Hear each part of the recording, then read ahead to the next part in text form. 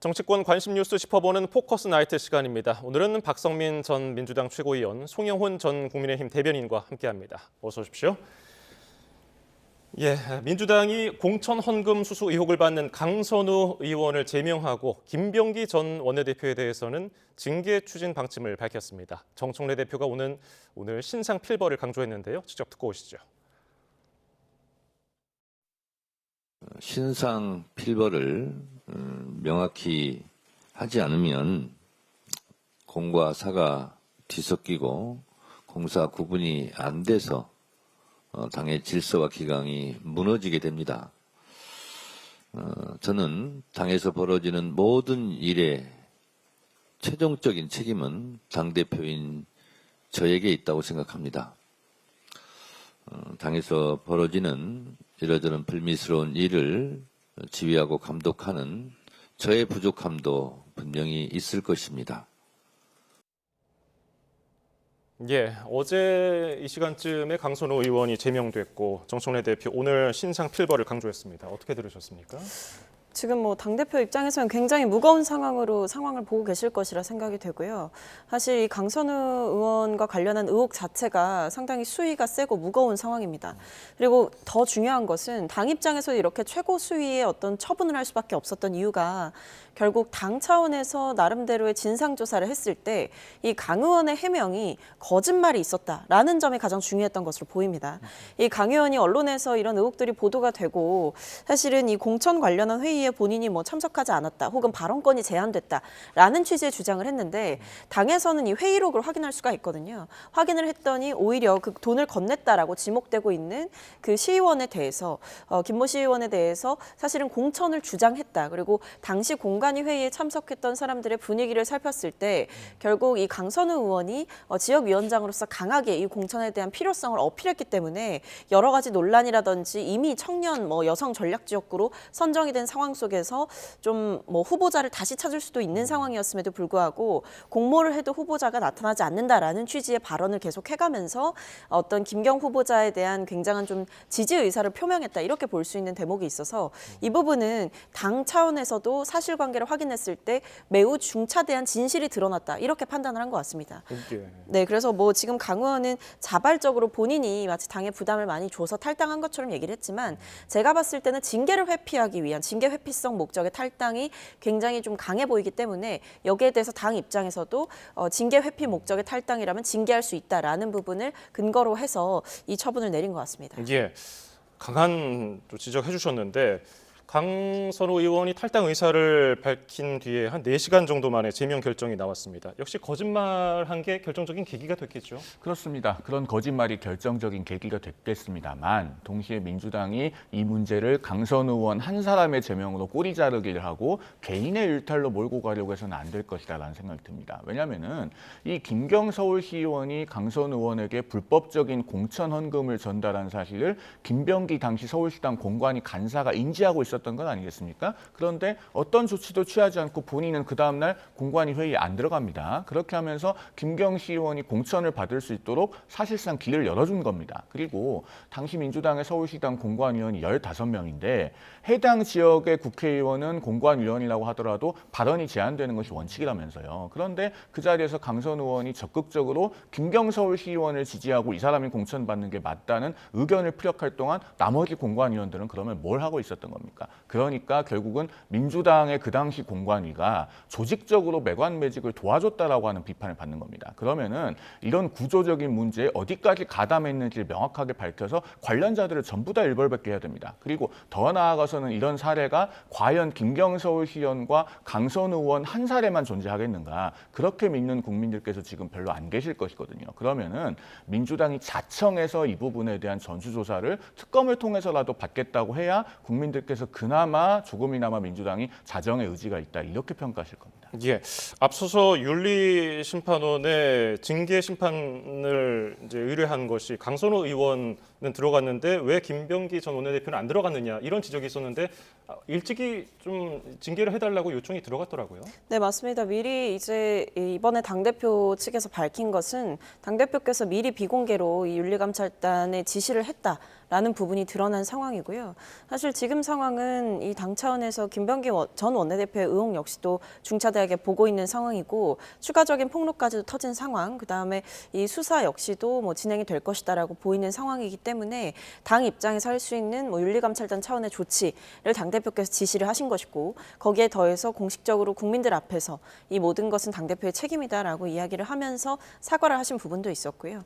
그리고 중요한 것은 수사를 통해서 공식적인 수사기관들을 통해서 저는 이 사태의 진실이 드러나고 책임질 부분들은 좀 책임지는 자세까지 나와야만이 이 사태를 어느 정도 종료할 수 있다 이렇게 보입니다. 예, 국민의힘에서는 김 전 원내대표 징계 요청에 징계 쇼라고 특검을 요구하고 있죠. 왜냐하면 민주당에서 제대로 된 징계가 되지 않을 것으로 보기 때문입니다. 지금 민주당에서 윤리심판원에 김병기 의원에 대한 중징계를 요청한다고 합니다만 국회의원에게 당원권 정지를 하는 것이 얼마나 의미가 있겠는가 생각해 보시면 답이 나올 겁니다. 민주당 당원 당규를 보면은 당원권 정지 기간은 최대 2년입니다. 그러면 지금 시점에서 당원권 정지를 해도 김병기 의원은 총선 전에 당원권이 회복되는 것이죠. 그리고 운 좋게 사법처리의 칼날을 피해간다면은 다음 총선 때 다시 공천 신청할 겁니다. 그리고 김병기 의원에게 지금 상황에서 합당한 징계는 제명 정도 되어야 하는데 정당법상으로나 민주당 당원상으로나 민주당에 소속된 국회의원 2분의 1 이상이 찬성해야 국회의원에 대한 제명이 가능합니다. 그러면은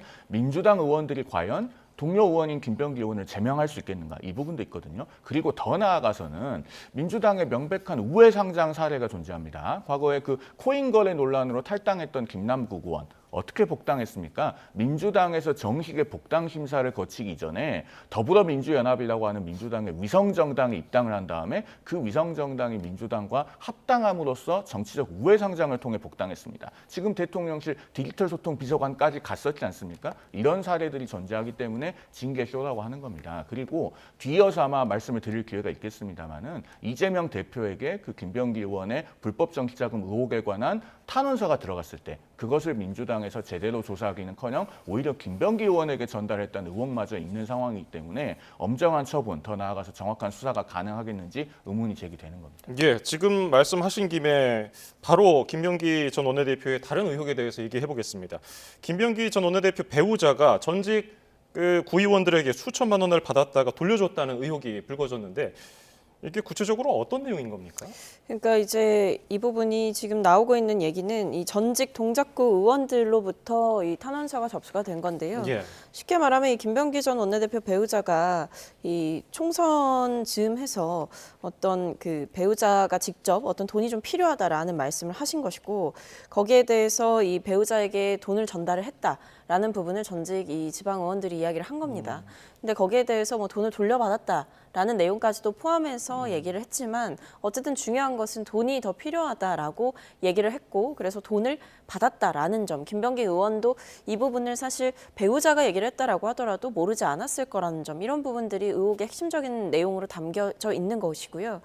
어떤 돈이 오갔다라는 사실 자체가 사실은 지금 상황에서 뭐 돌려받았건 얼마를 받았건 그와 무관하게 돈을 요구했고 받았다라는 사실 자체가 사실로 드러나게 된다면 이 역시도 어떤 법적인 처분을 피하기가 힘들어 보인다라는 생각이고 다만 여기에 대해서 이 의혹의 당사자로 지목되고 있는 김병기 의원 측은 사실 무근이다라고 이야기를 했고 여러 가지 뭐 선거 과정에서 뭐 경쟁자로부터 접수되는 그런 탄원서들의 내용의 일부로 보인다라는 취지의 해명을 하고 있는 상황이기 때문에 이 역시도 이 객관적인 수사를 통해서 진실이 좀 드러날 필요가 있어 보인다라는 생각입니다. 예, 방금 설명해 주신 대로 탄원서가 들어왔는데 이게 이수진 전 의원이 당 지도부에 전달한 거죠. 그 이재명 대표에게 보냅니다. 뭐 이런 식으로 간 건데 당시 이재명 대표, 김 전 원내대표 측이 이를 무마했다는 의혹까지 제기된 상황이에요. 그렇습니다. 굉장히 이해할 수 없는 일이 많이 벌어졌어요. 그 A4 석장 분량의 탄원서는요. 이재명 대표님께라는 문장으로 시작합니다. 그리고 예전 봉화마을에서 대표님과 막걸리 함께했던 동작을 암흑의 구의원입니다. 로 시작하거든요. 그리고 언제 어떻게 금품 제공을 요구받았고 어떻게 거절했더니 그 다음에 어느 시점에 어떻게 다시 요구받았고 그래서 어떤 경로로 돈을 줬고 나중에 돌려받을 때는 뭐 500만 원 5만 원권으로 1,500만 원, 그리고 만 원권으로 500만 원 이렇게 해서 2천만 원을 새우깡이 담겨 있는 쇼핑백에 돌려받았다 이런 식으로 굉장히 구체적인 내용이 있습니다. 그러면은 민주당에서 자체적으로 진상조사를 엄격하게 하거나 아니면은 수사 의뢰를 했어야 정상인데 어떻게 그런 탄원서가 김병기 의원 쪽에 다시 흘러 들어갈 수 있었는가 이 부분에 대한 의문을 지울 수가 없고 그러면 여기에 대해서는 탄원서의 수신자로 되어 있었던 이재명 대통령이 답을 해야죠. 그리고 나아가서 당시에 당대표 비서실장이었던 천준호 의원, 당대표 정무조정실장이었던 김우영 의원, 그리고 또 이재명 대통령의 최측근이자 당시 당대표 정무조정 부실장이었던 지금의 김남준 대통령실 대변인 이런 측근들도 언론의 질문을 피할 수 없을 겁니다. 결국은 아마 자체적으로 정리될 수 없을 것으로 보이고 이 부분도 특검을 통한 객관적이고 중립적인 주체의 수사가 필요하지 않나 하는 생각이 듭니다. 예, 앞서서 저희 YTN이 단독 보도해드린 내용이 있는데 김 전 원내대표 관련해서 그 경찰이 이미 2달 전에 인지 수사 요청을 받았는데 수사 요청에 나서지 않은 것으로 확인됐다는 거예요.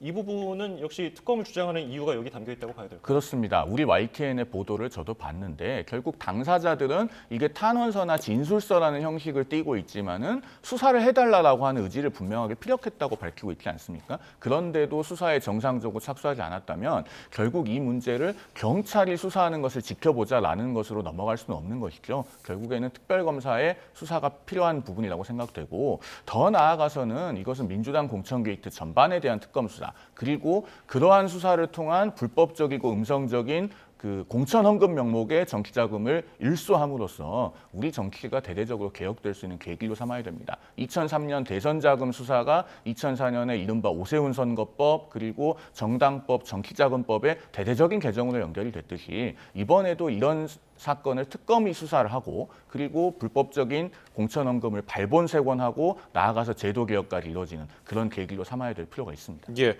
앞서서 박성민 전 최고께서 김 전 원내대표 측에서는 사실 무근이라고 얘기하고 있다는 부분도 설명해 주셨는데 당 차원에서 조사가 이루어질 것인가 어떻게 좀 뭐 아세요? 윤리감찰단에서 이 김병기 전 원내대표와 관련한 의혹들에 대한 진상을 밝히는 것에 어느 정도 주력을 하고 있는 상황인 것으로 알고 있기 때문에 추가적으로 이렇게 폭로되고 있는 여러 내용들에 대해서도 전 사실관계 파악이 있을 것으로 보이고요. 다만 뭐 여기에 대해서 이제 저는 특검 얘기를 하는 것은 아직은 좀 시기상조이지 않나. 그리고 특검이라고 하는 것이 사실은 여야 할 것 없이 해봐야 되는 문제이기도 하지 않나라는 생각이 듭니다. 어쨌든 이 김병기 전 원내대표와 관련해서 그간에 있었던 많은 의혹에 더해져서 이른바 공천 헌금과 관련한 논란까지 터진 상황이기 때문에 당 입장에서 이 김병기 전 원내대표에 대한 이 조사를 마치고 나면 이 징계 수위를 어디까지 할지도 좀 지켜봐야겠습니다만 당에서 할 수 있는 최대한의 조치를 취하지 않을까라고 보고 있고 상황 자체가 굉장히 엄중하고 특히나 지방선거를 앞둔 시점에 터진 악재이기 때문에 이 어떤 불길이 더 퍼지기 전에 더 번지기 전에 당 입장에서 정리할 수 있는 부분들은 정리를 해야 된다라는 의지가 강한 것으로 파악이 되고 있습니다.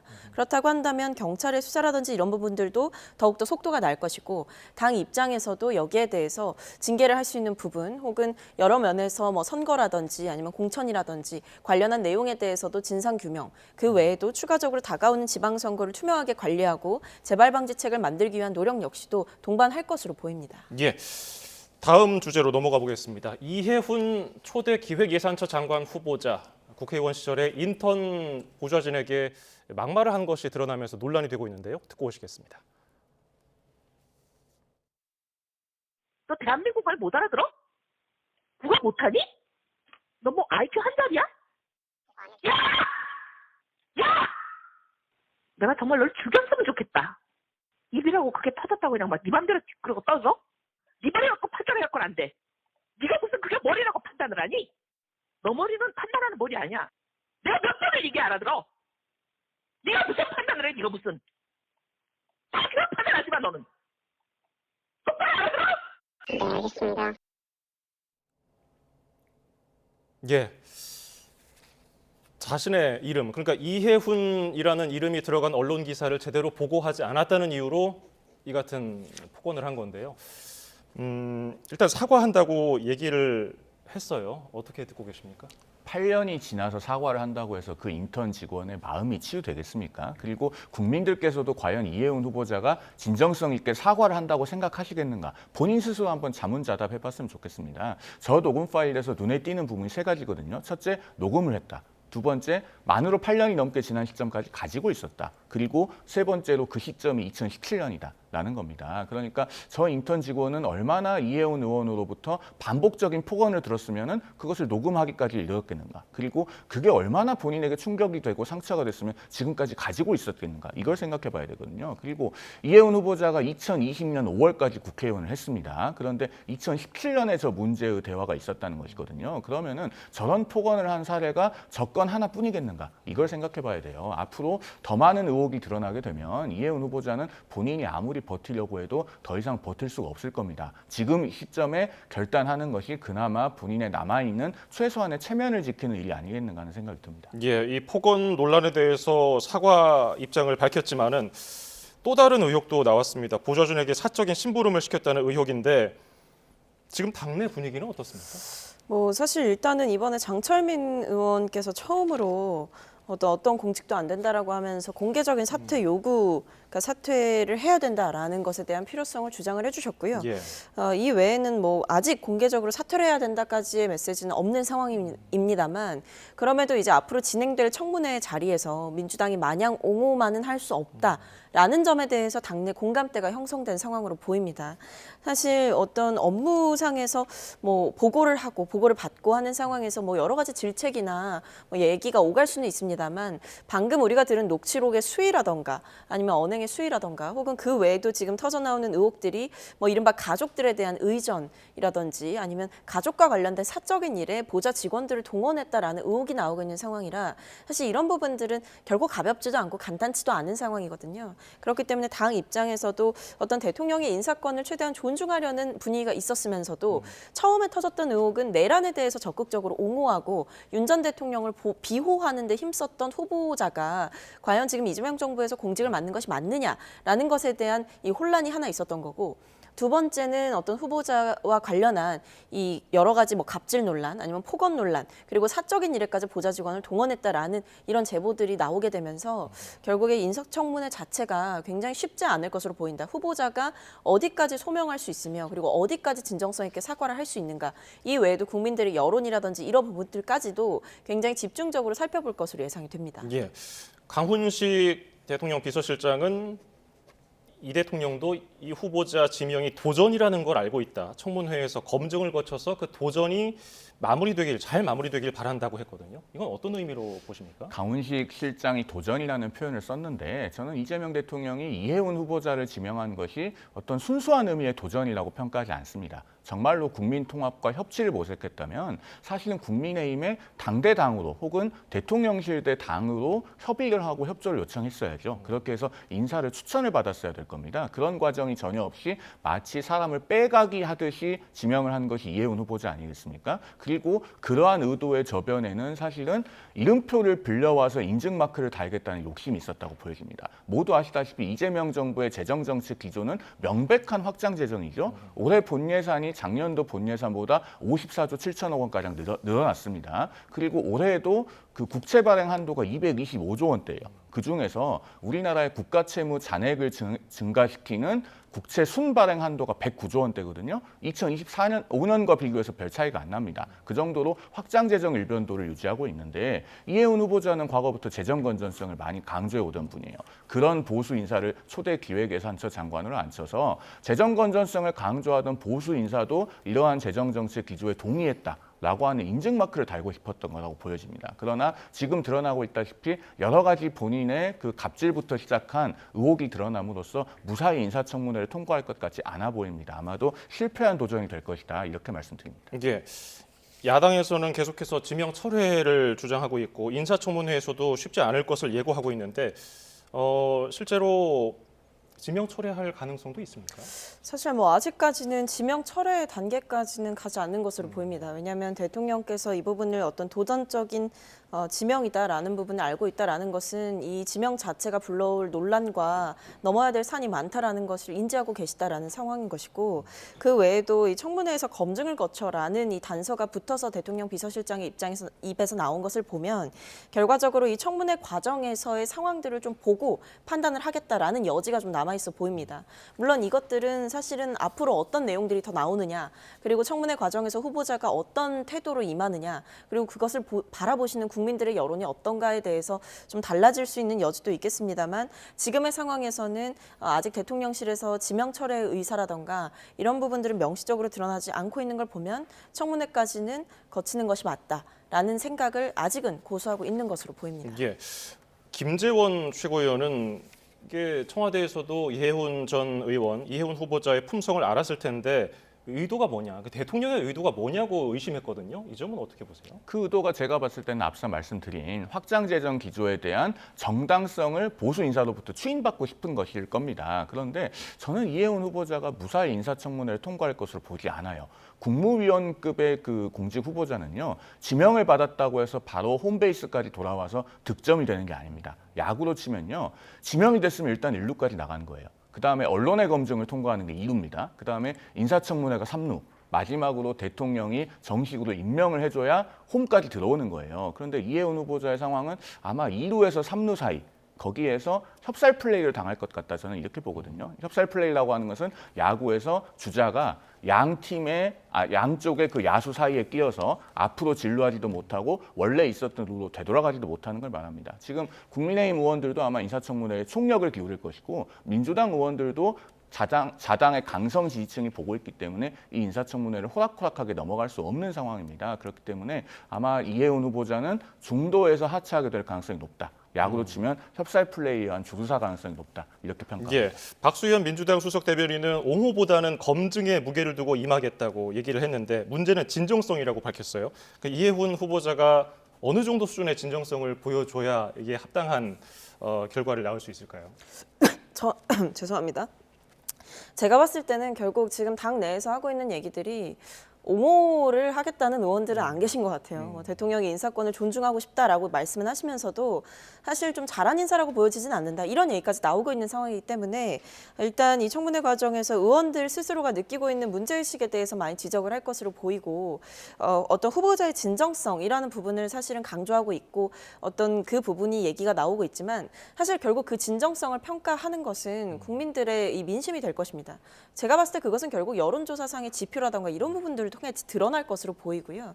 이 여론조사의 추이라던가 나오는 보도라던가 더 추가적으로 보도되는 어떤 의혹의 수위라던가 이런 부분들이 종합적으로 좀 판단을 하게 될 대목이지 않을까. 아무리 사실 후보자가 뭐 여러 가지 사과를 한다라고 하더라도 사과만으로 끝날 수 없는 일들이 있기 때문에 그 역시도 뭐 대통령, 뭐 청와대든 아니면 대통령께서든 아니면 이 당에서든 모두가 인지하고 있는 사실일 것이다. 결국 지금 상황에서는 이 상황 속에서의 이해훈 후보자의 대처를 보고 더 나아가서는 국민들의 민심의 추이를 보고 있는 상황이다, 이렇게 봐주시면 되겠습니다. 예, 자, 다음 주제로 넘어가 볼까요? 국민의힘 장동혁 대표 오늘 이명박 전 대통령을 예방했습니다. 어떤 얘기가 오갔는지 듣고 오시죠. 과거의 보수가 아니고 따뜻한 보수, 어렵잖아요. 선배들도 따뜻한 보수가 되고 미래를 향하는 보수가 돼야 된다.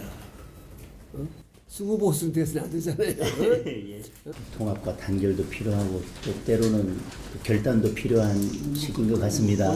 예, 대통령께서 서울시장으로서 또 대통령으로서 보여주셨던 그 창의 그리고 도전 정신이 필요한 때이기도 한 것 같습니다.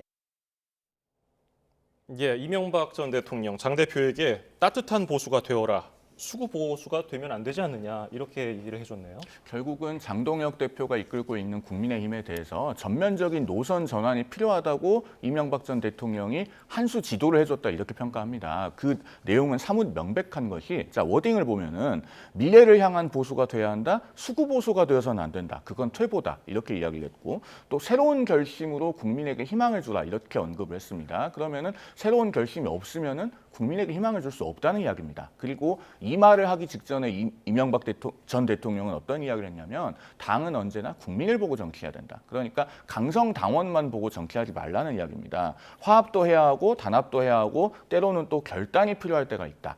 바로 그 결단이라고 하는 것이 새로운 결심으로 국민에게 희망을 주라는 얘기 아니겠습니까? 결국에는 계엄에 대한 사과를 거부하고 윤어게인과 절연하지 못해온 장동혁 지도부가 지금이라도 노선 전환을 해야 국민들께 최소한의 소구력을 가질 수 있다는 이야기를 이명박 전 대통령이 그래도 보수의 원로로서 쓴소리를 해주신 것입니다. 그러면은 여기에 대한 장동혁 대표의 일정한 화답이 있어야 되는데 이 예방 이후에 3시간여가 지나서 기자간담회를 하지 않았습니까? 그 자리에서 걸림돌을 제거해야 된다는 발언을 해서 또 여러 가지 해석이 나오고 있죠. 물론 이게 특정 인사를 겨냥하지 않았다고 이야기합니다만 약 39초 동안 5문장을 이야기하면서 거기서 걸림돌이라는 단어는 8번 그리고 제거라는 단어는 무려 4번이나 사용했습니다. 이렇게 강한 언사가 국민 앞에서 반복될 때 과연 국민들께서 국민의힘을 어떻게 보시겠는가 사실 상당히 좀 걱정스러운 마음을 금하기가 어렵습니다. 예, 말씀하신 대로 장 대표 기자 간담회를 열었습니다. 계엄, 탄핵, 절연 이런 것들을 물어보니까 정치적인 의도가 있다면서 12분 동안 작심 발언했거든요. 어떻게 평가하세요? 장 대표는 사실 지금 상황에서 노선 변경을 안 하겠다라는 의지가 가장 강력해 보입니다. 왜냐하면 뭐 한 전 대표와의 연대설 이런 것들을 이제 기자들이 질문을 하고 했을 때에도 당내 인사랑 무슨 연대냐 이런 이야기를 하면서 사실 받아치고 있는 상황이거든요. 그러면서 또 동시에 당의 어떤 통합을 위한 그 걸림돌 이런 부분들을 이야기를 하고 있는 상황이기 때문에 결국 당 내부에 어떤 친한계라고 할 수 있는 한동훈 전 대표를 비롯한 그의 측근들까지 사실은 지금 징계를 진행하고 있는 상황이기 때문에 결국 이 장동혁 대표의 목적은 어떤 여기 지금 이명박 전 대통령이 심지어 이야기했던 이 통합을 해야 된다, 수구 보수가 되면 안 된다라고 하는 얘기에 사실상 정면으로 반박하는 윤어게인의 노선을 스스로 걷고 있다 이렇게 보이고요. 오히려 당내에서의 통합이나 뭐 중도 보수로의 확장보다는 오로지 집도기만을 똘똘 뭉치게 만들겠다. 그리고 여러 가지 뭐 계파 갈등이나 이런 부분들이 드러나고 있음에도 오로지 배제와 어떤 타협과 대화의 정치보다는 배제와 배격의 정치를 하겠다라는 의지가 더욱 강한 상태로 보이고 이것이 나름의 전략이다라는 점을 고수하고 있는 것으로 보인다 이렇게 생각이 됩니다. 예. 자, 끝으로 오늘 좀 흥미로운 그림이 들어와서 이거 짧게 보고서 마무리를 할까 합니다. 뭐 소문만 무성했던 그림이죠. 용산 대통령실 내 뭐 사우나 시설, 침실 이런 것들 그림이 들어왔는데 예, 지금 보고 계시죠? 뭐 비밀 공간이었다 이렇게 얘기도 하고요. 강훈식 비서실장은 작은 호텔 같다고 표현을 하기도 했습니다. 뭐 대통령 직무를 보면서 사우나도 즐길 수 있는 장소도 있고요. 예, 지금 이 모습처럼요. 마지막은 박성민 전 최고께서 한번 한 말씀 해주실까요? 사실 저렇게 국민들께서 대통령 사우나 하라고 세금을 내시는 것은 아닐 것으로 생각이 됩니다. 결국 이 장면, 뭐 이른바 이 취재진들의 눈을 피해서 들어갈 수 있는 비밀 통로를 만들었다는 것, 그리고 보도로도 나왔었던 가짜 출근조를 운영했었다는 것, 그리고 심지어 저렇게 국민들 세금으로 굉장히 이 사우나라고 하는 시설까지도 만들어서 권력을 누렸다라고 하는 것 자체가 윤 전 대통령이 이 대통령이라고 하는 자리에 대한 이 책임감이라든지 혹은 국민들에 대한 최소한의 염치라든지 이런 것들이 전무했던 사람이었다라는 점을 보여주고 있다라는 생각이 들고요. 이것이 이제 청와대로의 이전을 통해서 다시 한번 세상에 좀 드러나게 됐다는 점에 있어서도 국민들께서 이것을 보시면서 굉장히 좀 통탄스러우셨을 것 같다라는 생각이 들고 이런 일까지도 했었구나라는 절망감도 함께 들어오는 시점인 것 같습니다. 예, 오늘 말씀은 여기서 줄이죠. 박성민 전 민주당 최고위원, 송영훈 전 국민의힘 대변인이었습니다. 고맙습니다.